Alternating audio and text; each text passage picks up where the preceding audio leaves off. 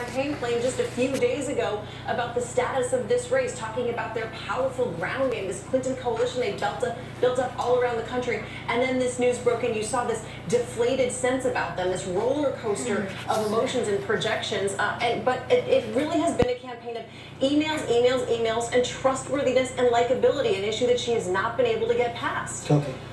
Actually, we're voting for something. They're voting for change. And if we look at this in state after state that is close, about 39% of the voters, 40%, said that the change was the most important thing, more important than temperament or judgment or any of that. And those voters went for Trump in each of those states by about 85%. And I want to bring that to Charlie Gibson, because Charlie, you go back to the year 1980. There's been a Bush or a Clinton in the White House. Right. Every year since 1980, except for 8 years, the last 8 years of Barack Obama, and then you had Secretary of State Hillary Clinton as well. We saw what Donald Trump was able to do to Jeb Bush in the primaries, and maybe there's some reaction just to people who've been in far too long. Yeah, I think that was one of the things that, despite the Donald Trump characterization of Jeb Bush, he was a formidable candidate going in, and indeed had an incredible fundraising operation at the beginning. But people basically didn't want a third Bush in the White House, and they made the second Clinton. You heard those chimes right there. We have another state to project it is the state of North Carolina, big battleground state. It's going to Donald Trump. 15 electoral votes right there, one of his core 4 states. So Matthew Dowd, he is filling in that map the way he needs to fill it in. Yeah, as we've talked about, she had all the paths in the world when the night began. Now he has multiple paths to the Electoral College to get to 270 at this point.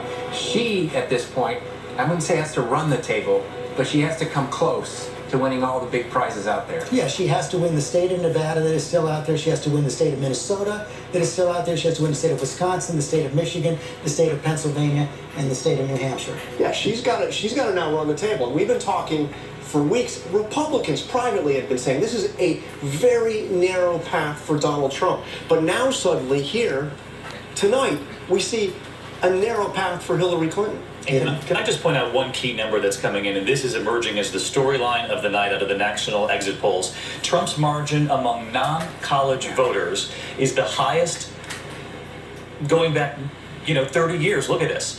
39-point gap between Donald Trump and Hillary Clinton when it comes to non-college whites. That's better than Ronald Reagan did in 1984. Amy Robach, I can only imagine the cheers that went up in the New York Hilton when you heard that North Carolina call. Oh, you can imagine. It was surreal. There was so much screaming and so much excitement in this room. And then right after they finished celebrating, they started chanting, Florida, Florida, Florida, and call it, call it, call it. And so everyone is anxiously awaiting for that state to be called, but they are certainly celebrating tonight. You can see the sea of red hats behind me. Earlier this evening, no one had those hats on, those Make America Great Again hats.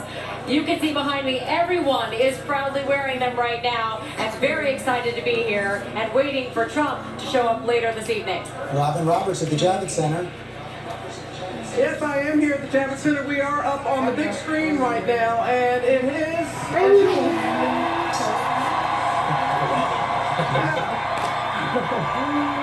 they are intently watching the coverage.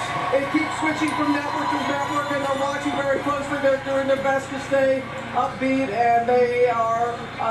the mood has changed off and on, as you would imagine, but they, as you hear them right now, they are not going anywhere, and they know it is a very small margin, but they still feel that victory is within grasp for Hillary Clinton. Okay, Robin Roberts, thanks very much. John, let's pull up your battleground possibilities again right now. Now that we've given North Carolina to Donald Trump, let's pull up, see what we show there, and show his various paths now. Yeah, he's got various paths. So solidly already called Ohio and North Carolina. He's got that solid lead still in the state of Florida, and he's Arizona. Let's give him Arizona 254. So how does he get to 270? How does he get the remaining 16? He's got multiple paths. The first thing he could do is win the state of Michigan. It gets him to exactly 50.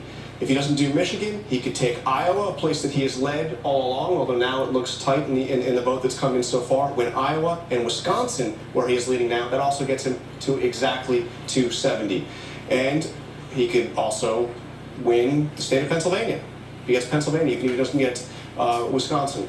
I should say that all of these, George, include that congressional district in Maine, the 2nd congressional district. If he didn't take that, all of those 270s I gave you would be 269, 269. Okay, now let's put it back and let's try to imagine what Hillary Clinton's possible paths are right now as well. Put Pennsylvania back. We're going to leave Florida with Trump? Leave Florida with Trump, because for well, North Carolina certainly. Leave Florida there for now, and let's see what her paths are.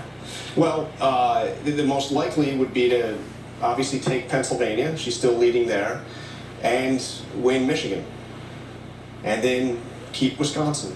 268. She's got to still would need New Hampshire. She's still going to need Nevada or New Hampshire in order to get it. Martha.